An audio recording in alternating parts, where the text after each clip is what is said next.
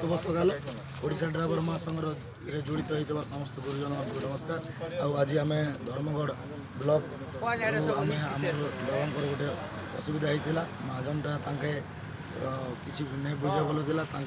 Voice pin पड़ा और आम ब्लॉक भाई मैंने आउ पंचायत भाई मैंने एनएससी भाई मैंने सब आज आसिक महाजन सहित मुकाबिला कलु और जहाँ भी प्रोब्लेम थी सॉर्ट आउट कलु। दादा किसी कह मोर एक्सीडेंट केस गोटे थिला सेटा वारंट होता आर से मालिक संगे कथा होइथिलु जे सेटा सब बहन करबी बोलछन आ मोर ऊपर जेन बैलेंस थिला जेन 10-20 हजार टका से हिसाब से केस के मुझे सॉर्ट आउट कर देला मुझे से बैलेंस पूरा रिटर्न कर दे सेटा महासंघ भी गारंटी अछि एतकी कोई जय जगन्नाथ देखुवे भाई मैंने यहाँ का भाईचारा बोल आम समस्ते आसिक दादा समस्या आम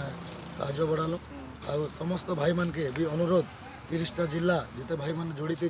समस्त यही प्रकार साहय सहयोग करेंगे और साहय सहयोग पाइबे बोली मोर आशा। जय जगन्नाथ।